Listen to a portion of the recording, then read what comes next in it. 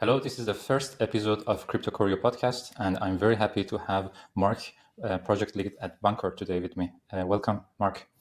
Thank you so much for having me. I appreciate you having me here. Pleasure, pleasure. So there has been a lot of things happening the last days on the weekend. How was your weekend? Did you have a regular weekend? Busy as usual. I do my best to filter out as much of the noise, I suppose. Um, but yeah, obviously it's a stressful time for the industry. Um, yeah. Other than that, it doesn't really affect me. Press on as usual. Mm-hmm. Good. And I get building mode and just focusing on the long term. For today, we have a lot of things to discuss. We will first start with a quick introduction about yourself, your background. Then we will discuss in detail about DEXes, different AMM models, etc. And we will discuss also about market conditions, regulations recently. And then actually we'll conclude with the future of DeFi and some tips for founders and project leaders as yourself. So can you tell us about how you came to crypto, how you came to DeFi, your journey? Yeah, certainly. So I'd say crypto has kind of always been in my peripheral vision. I remember during my honors year, so I'm technically an organic chemist. I did my bachelor with honors at Macquarie University in Sydney, and that year was 2010. And I remember there was a YouTuber I used to watch pretty frequently back there called Me and Molly, and she was talking about Bitcoin and what does it mean and this kind of thing when it was kind of rising. I'd say sort of at least in a public sense. Obviously, it dates back further than that, but wasn't necessarily mainstream knowledge until around about 2010. And a friend of mine and I were at our computers trying to figure out how to buy it. Right, we were just not necessarily because we were investors or traders or anything, but we were just interested and we kind of wanted to be a part of it. And just to say that we own a digital currency, I think is just an interesting talking point. But it was difficult. Back then, exchanges wouldn't really accept, or your credit card issuer, I should say, wouldn't really accept that you were, participating in these exchanges for legitimate reasons. This is back during sort of the, Silk Road sort of days and that kind of thing. And so it was literally impossible to get a credit card transaction approved. And so we never did quite figure it out. And that was my story of how I could have made it big as a Bitcoin maximalist back in 2010. And then when I started my and then I did my PhD in organic chemistry at the University of Melbourne, and then my first postdoctoral appointment at the University of California, Irvine. And that was started in 2015. And so I remember sort of my second year there was when Ethereum was really starting to get big, and everyone was talking about Ethereum. And so it's just kind of weird that my academic career has kind of been punctuated by these kinds of these major events in cryptocurrency, and I'm not sure that necessarily everyone's is. Like, obviously it was happening around the same time. Anyone who was doing a PhD or a postdoc at the same time as me could equally make that claim. But I'm not sure that they were necessarily paying attention to it, whereas I was.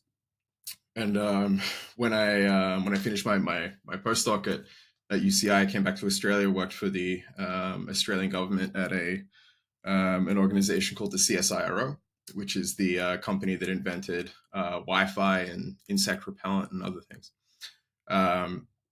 And I started there. I started a contract there, a 3-year contract there in 2019. And I spent the first year preparing essentially a research plan. I did a lot of sort of bench work as well to prepare to execute this much more grand project that was supposed to take place in Germany. So I did a lot of work. I applied for a research grant from the DAAD, which was accepted, and I was supposed to spend pretty much all of 2020 at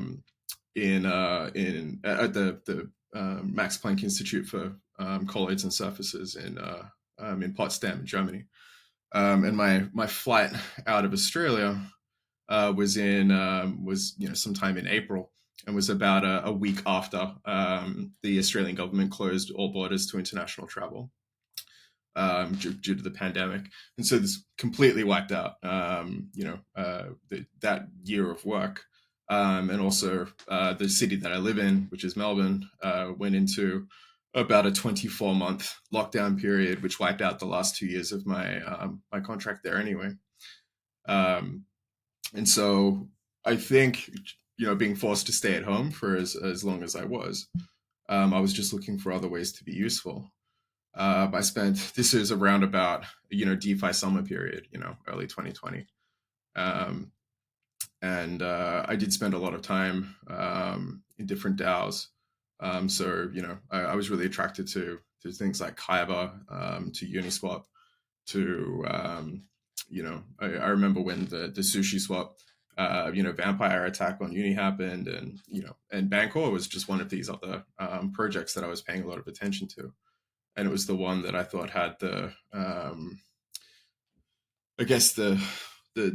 philosophy and history behind it more than any other project, and I respected that. And so in January of 2021, I was invited to become a full-time researcher, and I dropped the last year of my contract with the Australian government and started working full-time in DeFi. Later that year, I was the head of research. And as of the end of last year, I'm now the leader of the project with the development of Carbon. So it's hard to say what drove me to DeFi. It's kind of, in a way, it was sort of out of necessity, I suppose. I think as an academic, yeah, exactly. So, but I'm not bitter about it or anything like that. I'm very proud to be to be where I am and doing what I'm doing. So there's no, like, don't detect any traces of regret. It's nothing like that. It's just it was certainly a product of circumstance more than anything else. Very good. So you mentioned about Uniswap, Bancor. Can you walk us through a bit the evolution of decentralized exchanges from the first swaps that happened on Ethereum?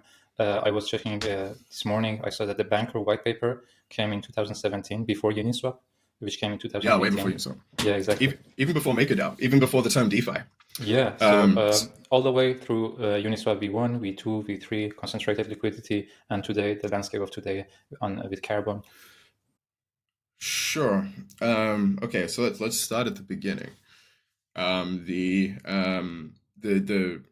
problem that Bancor was setting out to solve back in 2017 was the fact that if this cryptocurrency idea has legs, then we cannot rely on centralized market makers to provide exchange rates between cryptocurrencies.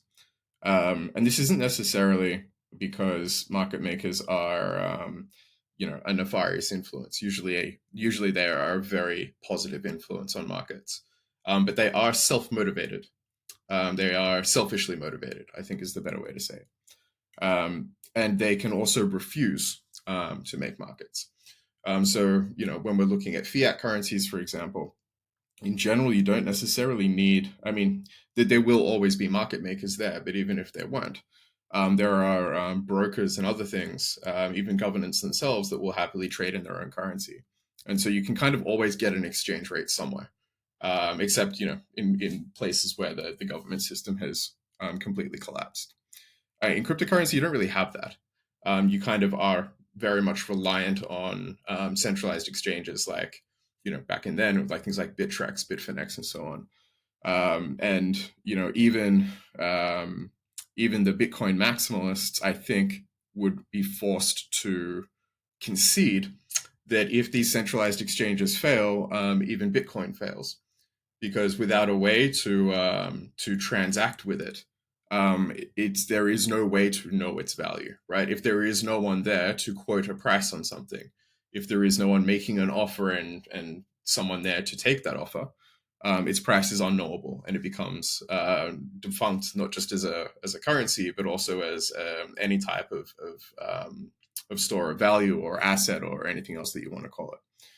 And that's problematic because we know, and as I think it's a rather convenient time to be having this conversation, because the next point that I was going to make is that it is a point of weakness that governments who disagree with with the development of cryptocurrency, or either if it represents a threat to the sort of the monopoly that they have on money, or even if it is altruistic in nature, and they honestly feel, just from a conservative point of view, that cryptocurrency doesn't represent anything good and it should be stamped out, whatever that reason is. It's very, very easy for them to exercise sufficient controls so as to suffocate the exchange of cryptocurrency. And the reason I say that this is topical now is that we're seeing the Securities and Exchange Commission in the United States has come after Coinbase, Binance, and others in a rather dramatic fashion. And already we've seen some of the, sorry about that, alarm's going off. And already we've seen some of the major market makers in the space, like Jump, for example, remove themselves from market making activities, not just in these exchanges, but anywhere where a US customer might interact with it, or more appropriately, anywhere where the US government may accuse them of interacting directly with someone with a US passport. Yeah, we will and discuss so it is. We will discuss in more detail when we talk about market conditions, about the recent events and the SEC Sure. and the regulation. Coming back to the landscape of evolution of... Well, the point that I'm making is that this is why Bancor was invented, right? The idea was to have an exchange, some way that tokens can know their own value without a market maker, right? Without a person who can be corrupted or abducted or bullied or made to stand trial. That it's okay for cryptocurrencies to have value, and for those values to be represented in terms of each other, and that there should be a smart contract system capable of facilitating that. And that's the birth of Bancor. That's literally how it started. And it's one of the older projects, comes from the ICO era. And so there was something like $100 million raise, and that was used to set up a non-profit regulated entity in Switzerland called the Bancor Foundation. And that that foundation continues to fund and support the development of Bancor's protocols. So back then, when someone is contributing liquidity to what we coined the automatic market maker, it wasn't necessarily to make money from it, right? If you're a brand new project and you have you've just produced some new tokens, and those tokens are supposed to do something, and you need them to be liquid, you may want to simply I don't want to say donate them, but you have some you have an interest, or the strength and continuity of your project may be contingent on there being ample liquidity available. And so giving those tokens over to a liquidity pool that you own made sense. And it wasn't because you were trying to turn a profit from it, right? It wasn't to earn fees or anything else. It was because if you don't do that, no market maker is going to work with you anyway. And so you may as well not have a token, right? This was the reality in 2017. And that is where, that's where sort of the whole AMM paradigm began. And so there were a couple of other people working on similar concepts, at the time. So we're lucky enough that Bancor filed a patent with a priority date that sort of predates a lot of the conversations that were happening, and so its claim to inventorship is pretty robust. But shortly thereafter, you would have noticed characters such as Simon de la Riviere was working on a type of rewards system, I think, that was pretty similar. He didn't quite get to the AMM concept, but certainly was playing around with similar ideas. Martin Koppelman from Gnosis, I think, originally informed Vitalik Buterin, after Vitalik Buterin wrote a Reddit post about a year after Bancor's release, considering the use of, inspired by, I think, predictions markets and how that could be used to perform exchange. And then after that, relatively late to the plate was Hayden Adams, who had a very, very similar version of things to Martin Koppelman's predictive market idea and his suggestion to Vitalik. And so what Hayden brought was then Uniswap V3, I think, with a much more sort of VC centric sort of American entrepreneurism sort of flair to DeFi. And one of the things that Uniswap did that certainly Bancor didn't do was it completely ignored regulation. So when Bancor was started, we say that it was it's important to have it be like a persistent smart contract implementation, and without the requirement for a market maker or an active market maker. But it was still a regulated exchange, right? If you wanted to set up a liquidity pool, we would need to discuss it with you, and there are forms to be signed, and there was a proper KYC process and everything else. That's to start a liquidity pool. To trade on the system, you didn't need to be KYC'd, but to be a liquidity provider, you did need to be. And even though liquidity providers did earn fees via the system that we created, we were specifically told that you can never advertise that fact, right? Never let that be known.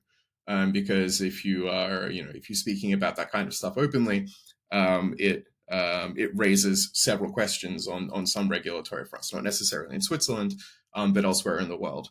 And so for Uniswap to come out of the gates, just to understand clearly, when you're talking about these constraints and regulations, you said Bancor was established in Switzerland. Are you talking about regulators in Switzerland who made these constraints, or because the market is like the decentralized market is worldwide? So yeah. So exactly. So let me just put it frankly that the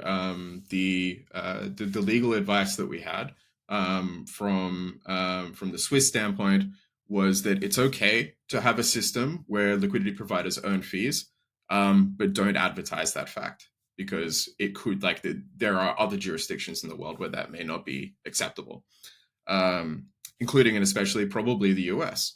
We didn't really have we didn't then, and up until recently, didn't have a very good idea of precisely what the of what regulation would look like in the United States. I feel like we're getting a much better idea of it now. But the point is, and there's probably some truth to what he's saying, because when Uniswap came out and was making these claims that anyone can provide liquidity, no KYC, that's a little bit risky, and you should do it because you can earn fees. It's also very risky. And not a year later, Hayden's bank account was frozen. There is, and we know that the US government is bringing criminal charges against people that are doing this. So there was this change, right, from where Bancor sort of began as a relatively quiet project that was dealing exclusively with other cryptocurrency projects on Ethereum, to something like Uniswap that kind of opened it up to anyone who wants to participate. And that kind of changed things a lot. Now, the interesting thing is that Bancor's technology and Uniswap's technology, fundamentally the same thing, right? Carbon's, I'm going to stop saying Carbon. Bancor's was slightly more comprehensive in breadth, right? So there is, there was something called the Bancor formula, which allows for a very large number of, potentially infinite number of skewed cone sections to be defined algebraically, that would allow for all kinds of different swaps, right? Very similar to Balancer, right? In fact, the solutions to the Bancor formula and the solutions to the Balancers, value function are the same. Just for Uniswap, people when who are it not familiar, on Uniswap you have 50-50 pools, but actually on yeah, Bancor you can have skewed pools 80-20 or 70-30, which happens automatically, right? exactly. Yeah, correct. Well, this would be something that you set up when you create it, much the same way you would on Balance It today. But Uniswap's was just the 50-50 one. And so the Bancor formula, the constant product formula, which is just a subset of this particular, of this algebraic description for how to enumerate prices, and Balance's value function. These are all part of the same thing. They all look exactly the same. And what's strange is that because they all have the same definition, sort of, that they're kind of even competing with each other, because this initial research, right, when Bancor was first to the plate with this idea, as I said earlier in the interview, it wasn't to be a financially performant vehicle, right? And it still isn't a financially performant vehicle. It's a very, very it's a bad way to invest money, right? AMMs are they tend to lose money, not make it. And so Can you elaborate you know a bit on that, on people who are maybe less familiar with the matter? So sure. AMMs make money. There are trading fees. These are provided to the liquidity providers, a share of it, and the share of it goes to the treasury of the protocol. How do they lose money? Or they even in situations where they go exclusively to the liquidity provider, they still lose money. The reason is, okay, one of the best explanations that I've heard, or one of the best criticisms that I've heard of the AMM style of trading is, imagine that that you have two tokens, right? Maybe Bitcoin and Ethereum, and then we make a deal such that this time next week, I will take from you the most valuable token and leave you with the least valuable one. So if the price of Ethereum goes down, I'm going to give you lots of Ethereum and take from you lots of Bitcoin, right? And the opposite is also true, right? If Bitcoin goes down and Ethereum goes up, I'm going to take all of your Ethereum and leave you with a lot of Bitcoin. And it does so, and you realize that it doesn't really matter what happens, right? I'm always going to end up with the better deal, because I get the first right of refusal, right? I get to choose. It's almost like rigging the deck. Like, I get to see your hand before you play it, and so I get to take from you the most valuable thing and leave you with the least valuable thing. Now that's a little bit oversimplified, but it actually captures the way that an AMM performs pretty well. The more complex argument is that there aren't even any fees, or at least you can't know ahead of time if liquidity providers earn fees at all, because it depends on how many times an external trader, a taker in the market, is happy to cross the effective spread that's caused by the fee, which is literally just an algebraic component of the swap. So it's not like there's a subscription fee or something that traders pay while they're trading. The fee is actually just a way of adjusting the price as you trade. And so if someone is going to trade against your liquidity, they already factor in the fee that you are charging, right? There is nothing, like, there is no fee separate from the price that you're charging. They are one and the same thing. And this means that it's actually possible to have a liquidity position that doesn't earn fees if the price just trends in one direction. So that's the short version. The point that I'm making is that I think it was obvious to a lot of people in the industry. It was obvious to us that if DeFi is going to be a more user-facing phenomenon, I think it was obvious to people like Dan Robinson. I think it's been obvious to other, other DeFi entrepreneurs around.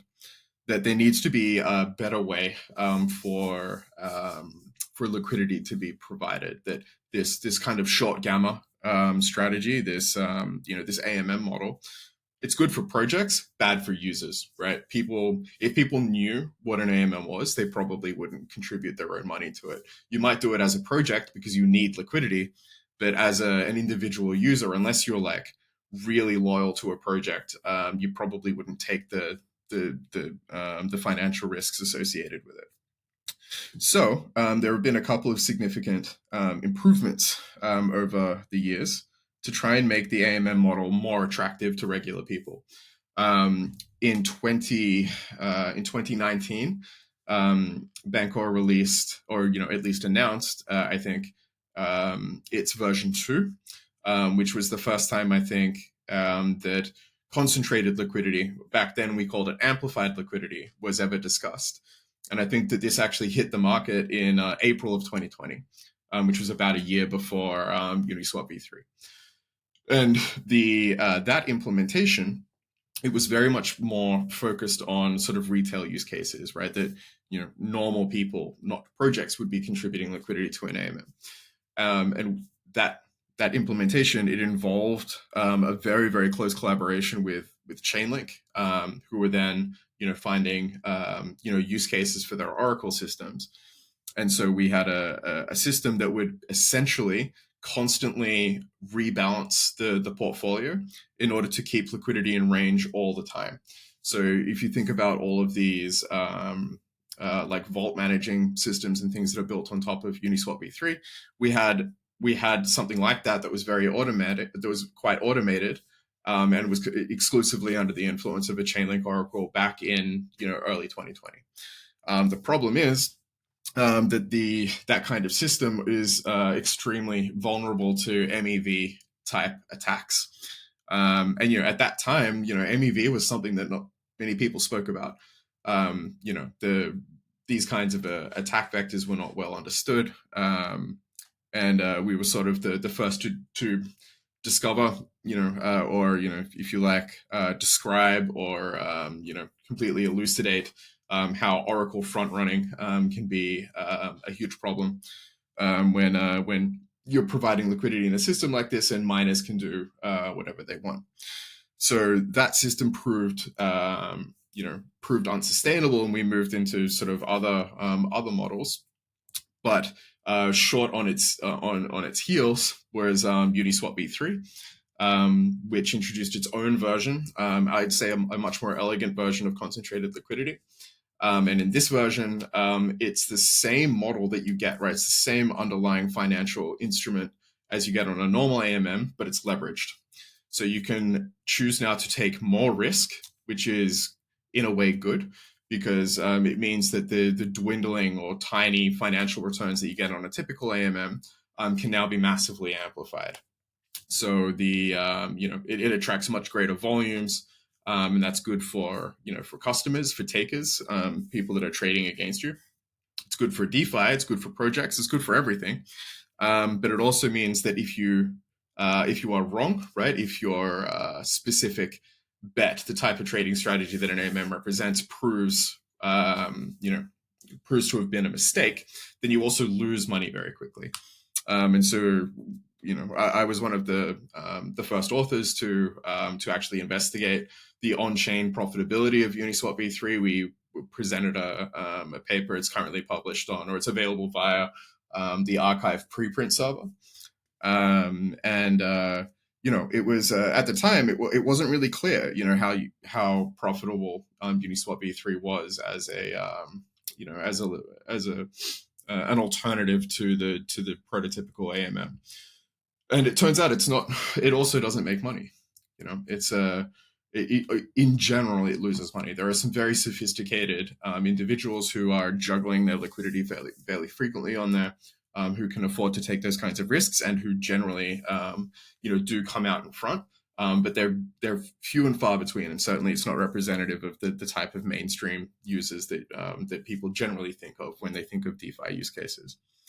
And so what we have done recently is we have now turned our backs away on that technology, And we've started looking to sort of much more visceral ways of thinking about market making and liquidity products that we think traders in DeFi, not just what they will understand specifically what they're doing, but also that they will want to take these kinds of actions.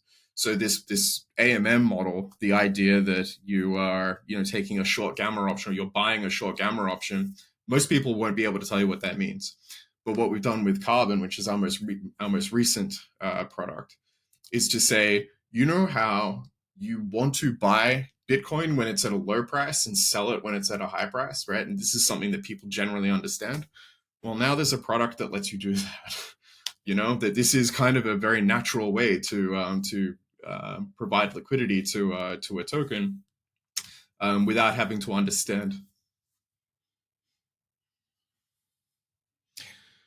Exactly. Yes, this is the concept that we call asymmetric liquidity, meaning that rather than financing all of the price points between a certain range, that we instead allow users to finance price points in different ranges and only in one direction.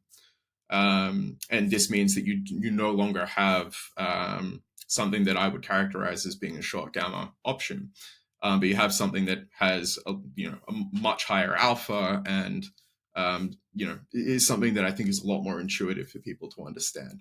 It looks and feels a lot more like a conventional order book, which is helpful when people from the TradFi world are now looking for alternatives. With things like Binance and Coinbase maybe no longer servicing the needs the way that it once did. But more than that, it's something that I think DeFi needs. Like the AMM, I think the industry kind of got complacent with the idea that the AMM is the perfect solution for everything. I think that there is a lot of value in sort of occasionally returning to and reflecting on the assumptions that we have. And in this case, I think it's that the AMM is a necessary. I think the AMM is necessary and it's not going anywhere, but that it is sufficient, right, to cover all of the potential things that people in DeFi might want to do. And I think that is not true. And what we're trying to do is address these other market needs by providing them an alternative liquidity provision framework that doesn't require them to take on the precise risks that an AMM does. There's still risks involved, but they're completely different. They represent sort of opposite financial instruments. And so is this a passive approach as a liquidity provider, or do you have to constantly be active like in Uniswap V3? It can be passive.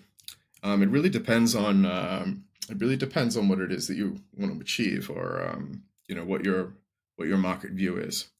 For example, I've spoken with a lot of people recently who are interested in the ETH wrapped Bitcoin pair, and there was just in the weeks leading up to the weekend, the traders who I've been speaking with have been anticipating a dump in the altcoin markets, including Ethereum, and that even if the price of Bitcoin comes down with it, that the price of Bitcoin is likely to come down a little bit slower, compared to these other things. And so, and that this is historically has kind of been true. Where it's a pre-halving year for Bitcoin. The July to December period for Bitcoin is generally pretty green, whereas for Ethereum, it's generally pretty red. There are all of the normal sorts of things that traders look to for, when they're making decisions about what they might do over the next few months. And so in this particular instance, you could say that Carbon offers them a relatively, autopilot way of trading Ethereum and Bitcoin, because they have and did, decide to sell their Ethereum for wrapped Bitcoin, and then have started creating positions in wrapped Bitcoin to sell back for Ethereum at much lower prices towards the end of the year. But also expecting some volatility in that time. So what Carbon allows you to do is to then say, well, if ETH rallies back against the Bitcoin pair, that they would be happy to you know to trade back the other way between these two different regions. And so, you know, there are ways to trade that volatility passively if you know where your price targets are ahead of time. Now, you could say that a conventional order book, it allows you to do something like this as well. So, for example, you could say that as the as the Bitcoin as the Bitcoin price is going up versus Ethereum, I'm happy to sell off my Bitcoin for Ethereum, and then as it's coming back down, I'm happy to do the opposite. And so you can put a certain amount of units in an order book, at specific price points, and that will execute. However, in a traditional order book, you must wait for those things to execute, and then take those proceeds and put them back into the book if you want to continue trading them. And that is by no means passive, right? This is something that does require a lot of active management. Whereas Carbon is programmed, or you can tell it how you want the proceeds from the sales of tokens on either side to be used. And so if you've got two specific ranges that you are happy to trade in, it will automatically take the Ethereum that you get for selling your Bitcoin and put it at a lower price to buy Bitcoin back. And similarly, when you're buying Bitcoin, it will put those Bitcoins back in a higher range to swap back for Ethereum when their market's moving back that way. So it does have this kind of passive feel to it, but it's not mindless, right? Whereas I would say that the original ambition for AMMs was for them to be completely mindless. Carbon is not mindless, but it can be passive. And this, what actually Carbon is doing, you don't qualify it anymore as AMM, is that right? Do you think this is a... Yeah, I do not consider Carbon to be an AMM. I think in my mind, there is a very stringent way that we can define an AMM, which is a type of trading strategy where your portfolio is all of the time composed of a certain proportion of a cash asset and a certain proportion of the risk asset.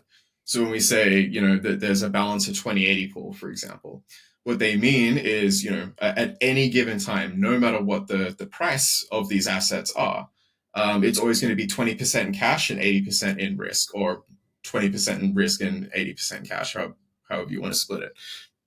For things like Uniswap, it's always 50% cash, 50% risk, or 50% base, 50% quote, whichever vocabulary you prefer. That is the definition of an AMM. It's something that is constantly offering its tokens to the market, with a bonding curve or similar implementation that allows an arbitrager to adjust its token balances such that the portfolio composition always meets that prescribed mechanic. Carbon does not have any such behavior. Right? It is completely, without that kind of definition. And because of that, it also means that Carbon can become illiquid, right? AMMs generally are also characterized by their ability to always offer a price, right? That there is, no matter what the market does, they will always be able to trade pretty close to the spot price. Carbon does not make that claim. It's much more like eBay, right? Where the people that are creating stores on eBay have no obligation to sell their graphics cards, to the market at the price that Nvidia wants them to be sold at. They have no obligation to sell their Pokemon cards or whatever at prices that the manufacturers want them to be sold at. They are completely free agents. And because of that, sometimes eBay can become illiquid, right? Because people are either asking too high a price, or because buyers are expecting a much lower price. And Carbon will struggle with that from time to time. But the market is constantly changing, and what is a 20% premium on Wednesday might be a 10% discount by Thursday, And so in this way, I don't consider Carbon to be an AMM, but it can be every bit as useful as a de facto liquidity source as an AMM is, just not all the time. Okay, and how does that work in times of extreme volatility, like the Luna event or the FTX event? How does Carbon handle something like this? Yeah, I mean, it's really up to the people that that have bids in the book. So I think maybe you'd be satisfied with something like the USDC depegging event, which was like slightly closer in time, something we've recovered from, and not quite as catastrophic as the Terra Luna depeg. It's something that I can speak to because it's fairly easy to handle. Something like the Terra Luna thing, a little bit more complex, and we can come back to that in a minute. But let's go with the USDC depeg because it was mostly a psychological event. Sure, there was a reason why people were upset and maybe losing confidence in USDC because Circle had some of their money in I think it was Silicon Valley Bank that was in the middle of a liquidation. And so people lose confidence in USDC, and then they basically sell it down. During these kinds of depegging events, there are two perspectives, I think, right? Or two competing perspectives, I can say, now that Carbon is in the mix. The first one is the Uniswap V3 perspective, which is that as the price is depegging from $1 down to, I think, 85 cents or 80 cents, wherever it ended up, market makers, competitive market makers, will be incentivized to create liquidity around whatever price USDC is discovering for itself. So as it depegs down to 95 cents, what you're hoping for is that someone then creates a market around 95 cents, right? And then as it comes down to 90 cents, you want people to then create a market around 90 cents and all the way down. This is very, very risky for people that are wondering if USDC is still actually worth $1. And as it moves out of those ranges, if you weren't able to correctly predict or correctly, hedge your position on Uniswap V3, you may have been reluctant to even make liquidity around those ranges, right? It's a token that historically, you wouldn't have expected you would ever have to do this. People were probably pretty satisfied with their 1 basis point, 1 tick concentration level around Unity for the USDC USDT pair, for example. On Carbon, you've kind of got the opposite. People generally, if they wanted to make a market for USDC, they're choosing to make future markets. So one of the things that you might do is, as a liquidity provider, let's say you've got $100,000 in USDT or something, you could say, you know what, I could provide this USDT to the Uniswap V3 pool in a 1 tick price range and try and earn some fees on the 1 basis point, or I can put that liquidity as a specific order for USDC if anyone ever needs to trade at 98 cents, right? And that's already a 2% return, right? If someone needs to very quickly get out of a USDC position, they may choose to trade with you. And, on Carbon, you've got the ability to offer a single price with zero slippage. And so that may be attractive for some people, especially, when gas prices are high and so on. And, there are other benefits like, resistance to sandwich attacks and other things. But the point that I'm making is that on Carbon, you're kind of hoping for a depeg event, right? If you set your, your price down at 85 cents, right? And maybe people will continue to do that, expecting other depegs in the future. We've seen it for USDC, and by virtue of USDC, we've seen it for DAI very recently. But historically, it's happened to USDT as well, and I expect that there will be more events where things threaten the industry and end up down at prices for stablecoins that they shouldn't be. But that's okay. There will be people there that are like, you know what? If USDT does go down to 80 cents, I'm going to buy it, right? I will buy USDT at 80 cents because I'm convinced that it will go back up to $1 and it will be another, round of useless FUD. We've been seeing this for years and years, and USDT is so big and so liquid that I expect it will always go back to $1. And maybe that's a good idea, maybe it's not. I'm not commenting on whether or not that's a good trading strategy, but I'm saying people have that trading strategy. And on Carbon, you can do it, because if it does get to 80 cents, that sale is final. If someone really did buy your your USDT from you for 80 cents on the dollar, right, in terms of USDC or DAI or whatever, they cannot refund it, right? They're stuck with that trade. Whereas when they're buying it off an AMM, if they change their mind, they can just trade it back the other way, and you get a tiny fee, 1 basis point generally, for stablecoin pairs, and that's it. And so that enormous, like in this case, 20%, return that you would have made in a single day on an AMM, you lose it, you relinquish it back to the market the same day. But on Carbon, you actually keep it. So they are different protocols. With something like USDT, both protocols are, sorry, not USDT, UST, the Terra Luna stablecoin. Both Uniswap V3 and Carbon are both similarly, or the people that are bidding on UST would be similarly exposed. So if on Uniswap V3, for example, there was a DAI UST pair, and on Carbon, someone had created an order to buy UST as a depeg down to 90 cents with, say, $100,000 in DAI or something, the risk is that as it depegs, it just keeps depegging and then never comes back. And that is unfortunate, right? That's a purchase that you shouldn't have made. This is very, very similar to let's say the housing market in Detroit.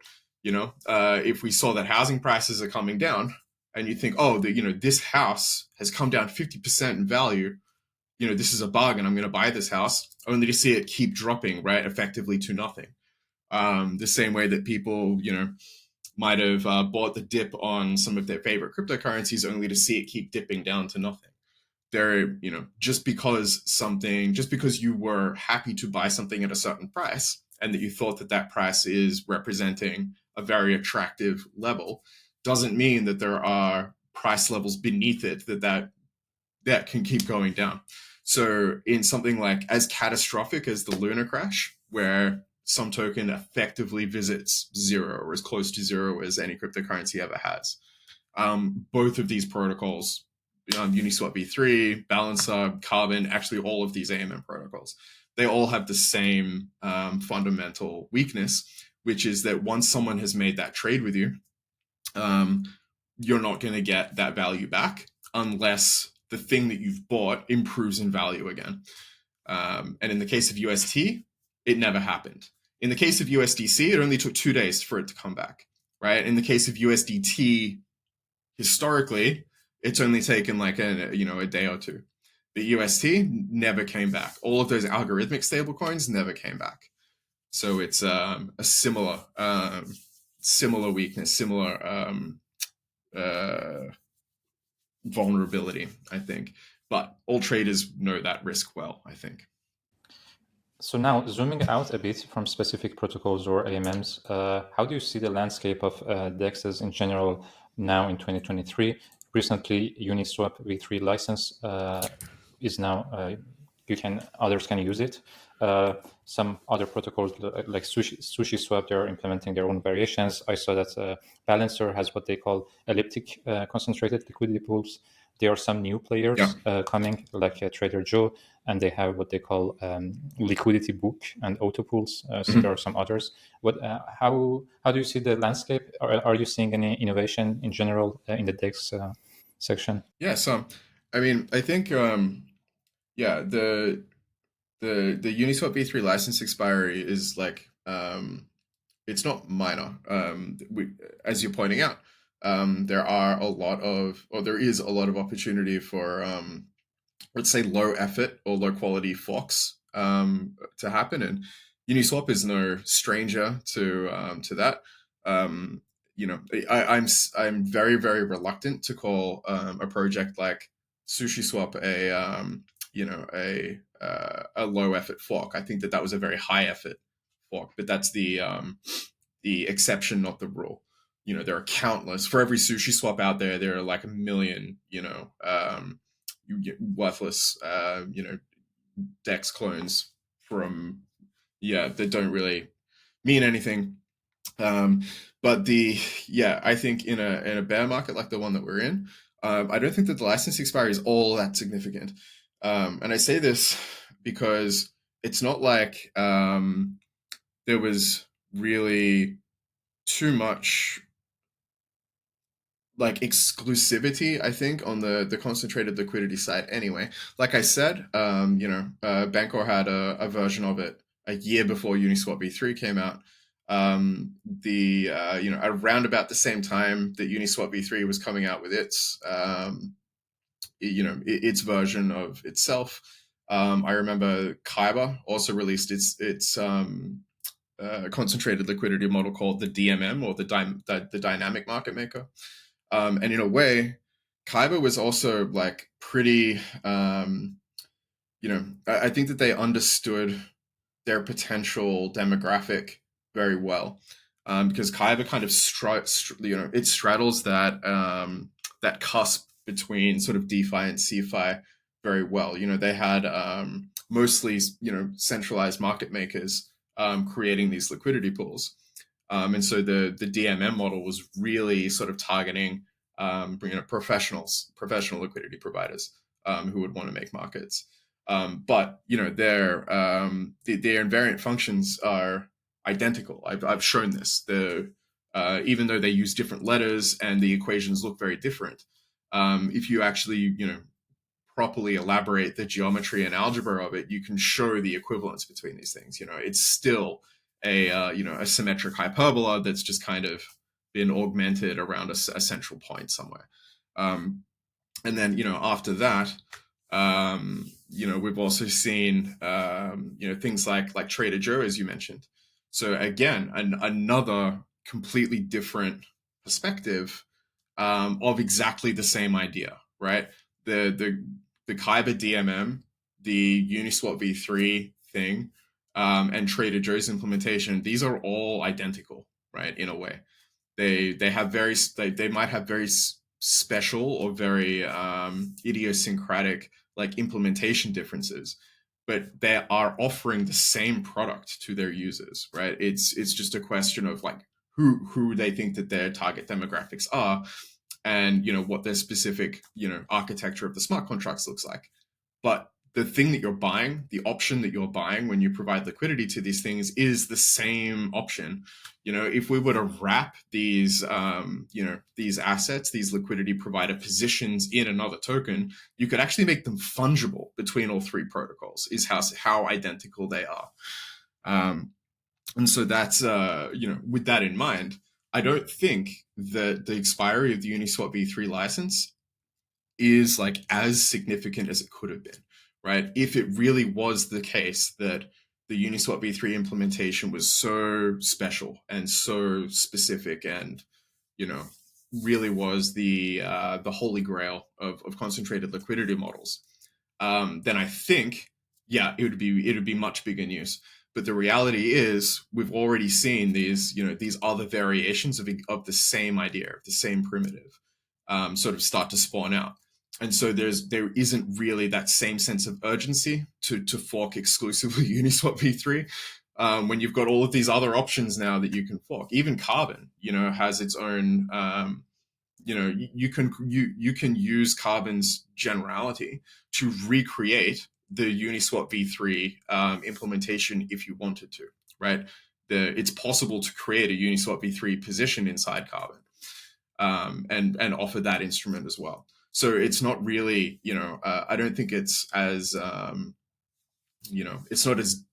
it's not like there were all of these people that were desperately waiting to fork Uniswap V3, which is what I think people were convinced would happen. I was certainly convinced that was going to happen.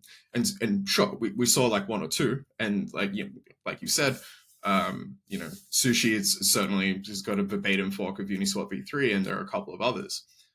But I think more hearteningly, we've seen actually people go, no, you know what? I've got my own way of doing this, right? Or I've got a better idea, or I'm choosing to iterate on it. That's much, much more healthy. And typically the kind of thing that you see in a bear market, not in a bull market. If we were in a bull market right now, people would just be doing the fastest, cheapest, easiest thing. Exactly. But now I think, yeah, it's the actual innovators that remain, and their motivation to just fork Uniswap is much has been significantly diluted. I think they're more interested in doing something that they actually believe in.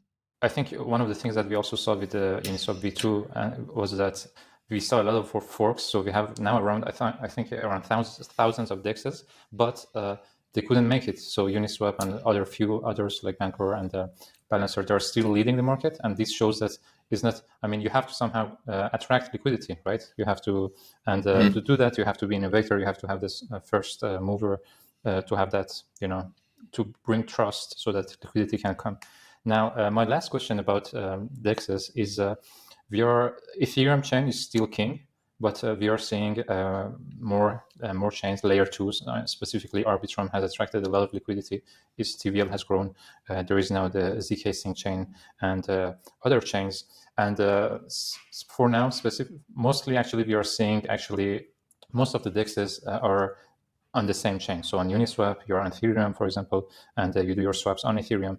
They have also expanded on other chains. But how do you see the evolution here? We have a layer 0, which is actually helping you to do swaps between the chains. What is, in your opinion, the future of that? Yeah, no idea. Remains to be seen. I think that we have a lot of I have a lot of confidence in layer 0 and in Brian. There are also there are competitors to layer 0 that are also I think extremely competent individuals. Yeah. Right. And also I think Connext, I was on a Twitter Spaces with them recently, and there's a lot of very imaginative and very intelligent people that are working on new bridge infrastructure, new cross-chain interoperability. I'm looking forward to seeing precisely what CCIP is from Chainlink, for example. I suspect that it is another bridge infrastructure, but we'll have to wait and see what it actually looks like. What will the future look like? I'm really not sure. I think what you said at the beginning of that question is still worth coloring every answer with, which is that yes, Arbitrum is extremely popular, and Optimism with its synthetics implementation is extremely popular, but Uniswap there doesn't do anything. Right, the Uniswap implementation on Optimism, or deployment, I should say, on Optimism, gets very, very little volume. And this is true of most DEXs, right? A lot of these scaling solutions for Ethereum, they tend to attract like these perpetual protocols and other things that would be untenable on mainnet, I think. And the DEXs that go there tend to not really benefit from it. Whether or not that will be a continuing trend is unclear. I suspect that it's going to remain true at least for a little while longer. But I think in the long run, my suspicion is that we're going to see some small deployments on various other layer 1s and their scaling solutions, so their layer 2s, that fit a specific use case. So for example, one of there might be an options protocol or something that's deployed on a layer 2, and they might say that they have a specific need for the type of facility that Carbon offers. And so we might speak directly to that options protocol and be like, here's a sort of a custom deployment or something like that, and we'll put it there. And then the the volumes and users and things that it interacts with are going to be specific for that use case, rather than what we see on mainnet, which is things trying to be like the Walmart of DEXes, just like send all of your volume here, send all of your traders here, that kind of thing. I think that the view that I take of this, by the way, is that, a lot of DEX founders in the space, they might be thinking that it's their responsibility for their project. Like maybe Hayden feels this way, I'm not sure. To be to be like the replacement for like Binance or Coinbase or something like that. Like your project needs to be so successful that it is the thing that is the clear parallel on Ethereum to what people are using in a centralized capacity, which isn't true. The entire blockchain needs to do that. And so when you're trading as when you're executing a trade as a taker, you should be doing it on an aggregator, because that means that all of Uniswap and SushiSwap and Bancor and Balancer and all of these different exchanges, they are all composed together to provide you with a single trade, right, at the best price. And all of these things, they're more like different market makers interacting with the same exchange, where that exchange is just the Ethereum blockchain, rather than you needing to be sort of a loyal customer of one specific, DEX. It would be weird if you did that on Binance, right? If you go to Binance now, depending on where you are in the world, you might not be able to. But if you went to Binance now, imagine someone saying, no, I only want to trade against this specific market maker. Like, I only want to trade against Jump, and I don't want to trade against, someone else. You just don't do that. You just look at the one thing. You're like, I'll just take the best price. And if that happens to be, if it happens to be Jump, then it's Jump. But you might not even know or care who you're trading with. And the same is true on Ethereum. So with the layer 2s and things like that, I don't think that we necessarily, imagine the effort that it's going to take to orchestrate the same sort of offering that Ethereum mainnet has on all of these layer 2s, right? It's not just a question of putting your own DEX there and that DEX being successful, because the reason why lots of these DEXes are successful is not because they're there alone, but it's because they exist together, right, on the same chain. And when you do that to a layer 2, I promise you'll find out just how unscalable some of these layer 2s really are. Like the reason why Ethereum has these problems is because of the immense use that it has. And so if you really want to pick up all of these DEXes and put them on, Optimism or Arbitrum or something like that, you will find that the gas prices go up, and there are other problems that they have. The same way that we saw when Polygon was first launched and started to get really popular, that it started to get congested. And when Avalanche started seeing a lot of traffic, that I know they have this horizontal scaling and everything else, but the point is that on the the main chain that people are using, the A chain or whatever it is, the smart contract chain, I can't remember what the specific designation is, that even though it's a super scalable, C chain, thank you. Even though it's a super scalable infrastructure, when everyone's using it, the prices go up, and you can't get anything done.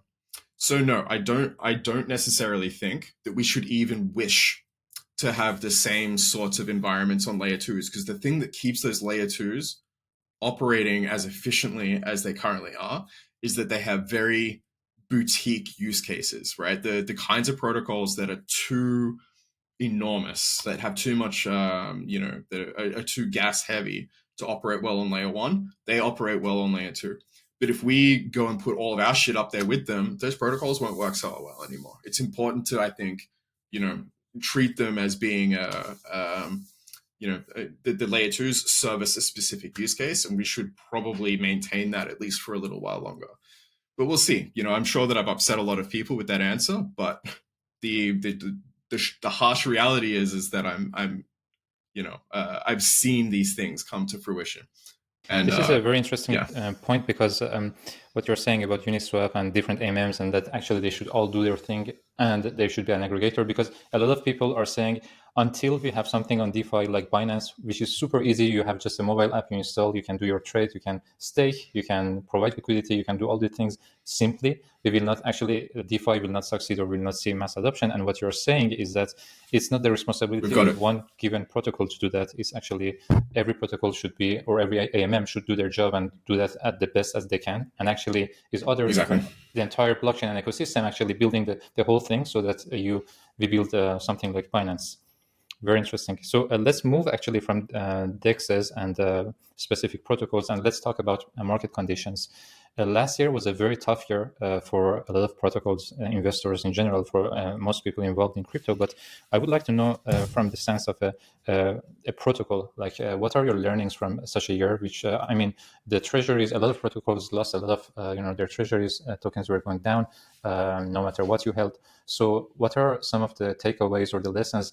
Is also Bancor is not their first bear market. They were here in 2018, so I think that's a lot of experience there. And there is this famous saying that if you make through two bear markets, then you're bulletproof, kind of. What did you see actually happening in general among other protocols, and what is your takeaway from those extreme market conditions? Yeah, I think so. We were very badly affected by the bear market.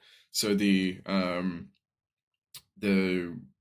two largest liquidity providers in Bancor version 2.1, which was a a different take on the AMM model that was trying to address like trying to address impermanent loss by sort of socializing gains and losses. But the two largest liquidity providers we had in that system were Three Arrows Capital and Celsius, and that wasn't immediately obvious. And so when Celsius started making their withdrawals in June of last year, we're actually coming up on the anniversary of the disaster. When Celsius started making those withdrawals, the insurance mechanism essentially broke. It's just impossible to insure that much capital that quickly. And so we experienced a type of bank run type situation, which completely broke the protocol and is why we started from scratch, why Carbon was developed, and why I'm now leading the project. I think the thing that I've learned from that period, and something that I was having difficulty articulating at that time, is that it's probably a very bad idea for any smart contract system to have any systemic risk built into it. And I think the rest of the industry sort of agrees with me. And I think that we're starting to see that now with sort of this next generation of lending protocol. We're seeing a lot of a lot of turn away from Oracle systems, like people rejecting Oracle systems because of the harm that they've caused historically, but also because of the effectively centralized and systemic risk that they inject into a smart contract system. There are lending protocols like like Silo, for example, that I quite like, that rather than asking the protocol overall to assume risk for stuff for these lending products, instead it's individual lenders that have that risk. And there's more and more of this stuff coming out, and this is the really anti-fragile stuff. And I think this bear market, more than anything previously, because DeFi just didn't have critical mass before now, I think is really sort of teaching us how important it is that the risks that users or communities take, right, even people in governance take, should not have any sort of bearing over the protocol overall, right? That the protocol should be able to exist despite the risks that users take. And this is if that is not something that people haven't learned over the last year, then I'm not sure what they're learning. It's it's so prominent. It's such an obvious talking point that I can't think of anything else worth talking about. This is the theme of this bear market, is to eliminate systemic risk from your product. Absolutely. Absolutely. Very good. Let's move to the SEC and the recent actually events of the last week. And 19 tokens were designed as were actually named as securities, including Matic, Cardano, Near, ICP, and many more. As a founder, or as a actually somebody working on this protocol, are you worried about the implications for your own protocol or in general for DeFi? What steps should you actually, as a protocol, take to protect yourself? Yeah, always. I mean, the people. I don't think that I would be honest if I said that it doesn't bother me. Um, it definitely does, and I think that anyone in the industry is bothered by it. I know that people like to make light of it, or I think it's an appropriate time to use humor sometimes, or stoicism to as kind of a coping mechanism, but it is genuinely concerning. Um, the I am optimistic though, that this is a temporary flare up. I think in the regulatory scene, I think that I conjecture that there are a couple of other let's say greater macroeconomic influences that are causing the regulatory agencies in the United States to behave the way that they are, and that's okay. Obviously it's their prerogative, and if they want to treat these things as securities, that's there's no arguing with them. I don't think that they are though, and I actually don't think that they think that either. We've heard, for example, there are YouTube videos that I've seen of Gary Gensler, which I assume are not deep fakes because I've seen them over many years, where it was quite clearly stated that Ethereum is not considered a security. And then under questioning by Congress not long ago, he was unable to answer that question again. Like either we're in a kind of dystopian period where the regulatory agencies are allowed to sort of change their mind about what are and aren't securities without giving good without providing a good framework as to how those definitions are applied, or there's some other political motivation um, that where we may sort of return back to these previous ways of handling cryptocurrency markets. Um, Things like whether or not Lido staked ETH, for example, is like more of a security than like ETH itself, because there does seem to be some element of centralization, and we know that staking services have been successfully litigated. So, for example, and I'm not sure if this is common knowledge, but when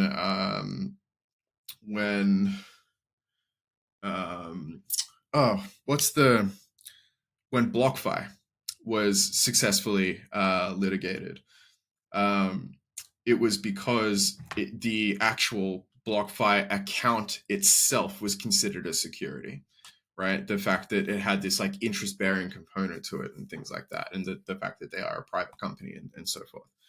And things like Lido and other staking services seem to sort of be checking some of those boxes. Like I wouldn't be surprised if we see some more of those kinds of things start to start to come out of the woodwork. Like I think we're a long way away from the end of it, but I think that it'll be those kinds of use cases that sort of indicate, at least for me, the end of this security narrative and in the current regulation environment. So, for example, bringing down, like things like Matic and Ada on Cardano and Near and so forth. Like it's just, I don't know. I think that these are convenient, maybe like scaremongering sort of tactics. And definitely if you're trying to stress a market that that you are opposed to, these were obvious tokens, I think, to list. But I think that the actual meat of these arguments will sort of will take some time to come to fruition.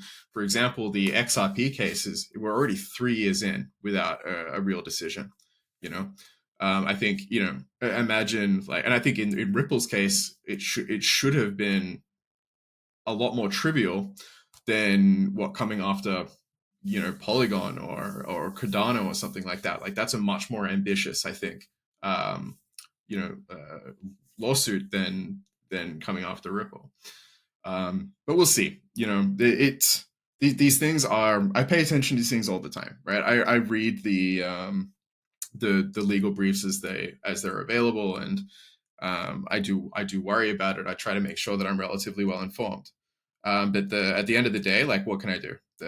I make sure that in our home territory, which is Switzerland, that we are obeying the law to a T. I make sure that that everything that we do has the correct legal compliance behind it before anything is done. And we are not a US, we're not a US project. And so, when it became obvious that it was, how important it was that we don't offer, that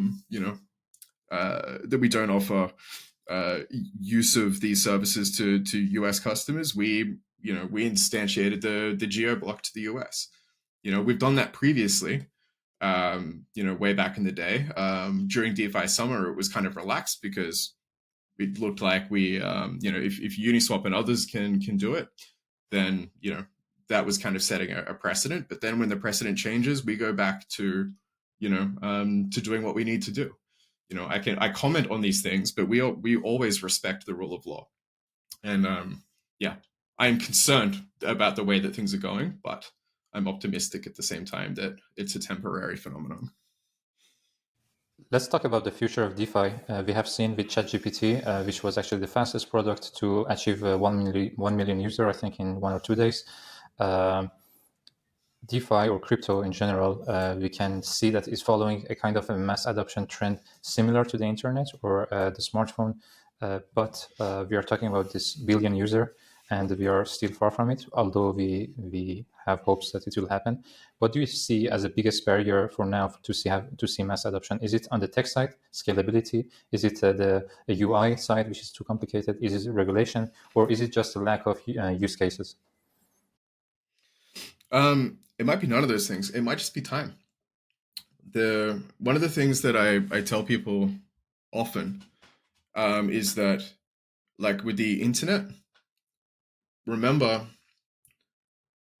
it wasn't the people that had jobs at the time the internet was introduced that adopted it, right? It was their kids, it was their children, it's the next generation that adopted it. We think of the internet as being something that kind of came in and was immediately useful. It wasn't. I remember back in 1994 how bad the internet really was and how useless it was. And certainly my mother didn't use it then. She barely uses it now. She might use Google Maps or something on her telephone or something like that. But the ChatGPT adoption that you're referring to is much more like the VCR, right, of the television era, right? So again, televisions was something that sort of hit mainstream, but weren't really as popular as you might think for the working generations that were there. It was kind of it was the young and affluent people coming through after the greatest generation who were still listening to radios, who really sort of saw the television adoption sort of take off, right? And really, it was partly because televisions were getting cheaper. And the technology was getting better, right? And it started off with black and white, and you ended up with color and things like that. So once you had a thoroughly entrenched marketplace for televisions, now you can start to offer peripherals. And, the VCR is one of those things that you can only sell to people because everyone has a television in their house. ChatGPT only makes sense now because literally everyone's connected to the internet and everyone's using the internet, right? Imagine trying to sell ChatGPT in 1994, right? Literally no one's going to use it.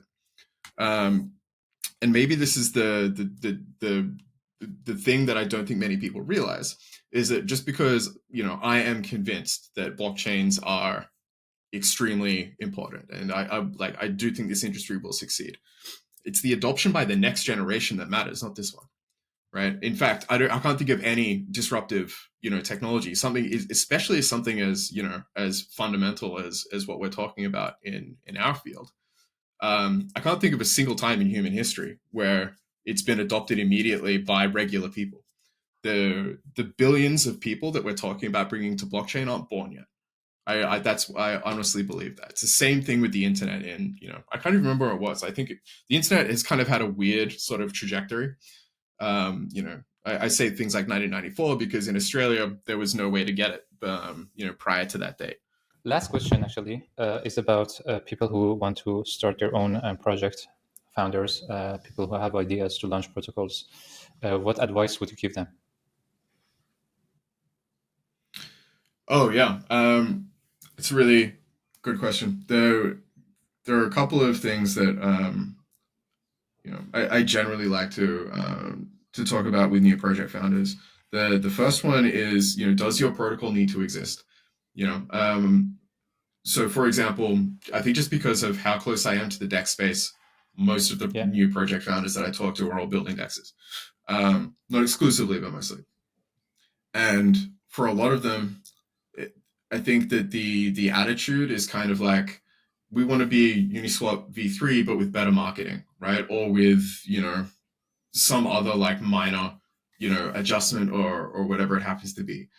And my question to them, and it's not necessarily meant to discourage, like to be discouraging. It's more like trying to get them to think more in a direction that I think is actually going to be like significant and stable. But is, if you are just offering the same thing that Uniswap V3 is offering, then why does blockchain need your project? And it could be that, maybe it's a valid argument to say that you don't agree with their marketing, or you don't agree with such and such, or you think that their UI could be 100 times better, and these kinds of things. And those are the valid arguments. But often it's not that answer. Often the answer is, well, we want a project and we want it to be a DEX, and this is the best kind of DEX, and so we're going to do that. I would prefer that people do stuff because they see that there is something lacking, right? And I guess that's the academic in me, is to never do what's been done. Always do the next thing, right? Always be researching and developing something that's never been seen before. And there's no point in just repeating other people's work, right? You do that to, for your own sake, but you don't build a project on it. You build a project on doing something that is unique. So that's point one. Point two is, you should really think about whether or not you actually need a token, if a token actually fits into the project that you're defining. I think we've kind of taken it for granted that in DeFi or in cryptocurrency in general, that all projects should have tokens. And it's not true. There's a really terrific community out there called Token Engineering Academy that I tend to refer people towards. They've got a lot of really great literature surrounding token use cases and token models. And they are very, very, extremely knowledgeable on these topics. And they also advocate for the fact that most projects do not benefit from or need a specific token, and it's okay to have a tokenless project, and is in some cases better than having a token that isn't required. So that's point number two, and then point number three is, does your project benefit from a DAO? Is the other point, right? I think it's a sort of another thing that kind of came with like DeFi summer, was like this proliferation of DAOs, and I'm always changing my opinion about it, because I think that in some in some cases on some days I'm very, very optimistic, and I think very, very highly of DAOs, and I've enjoyed, like, I've been active member in many different DAOs, and I've seen how how good governance can be, and I've seen how bad governance can be, and it's something you really need to be very prepared for. And I think that a lot of the time, people like to rush into that decision of like, yeah, of course we're going to have a DAO because it's DeFi, or of course we're going to have a DAO because it's on Ethereum. But it's not, of course, right? It's not an obvious choice. Sometimes you really should just not have one.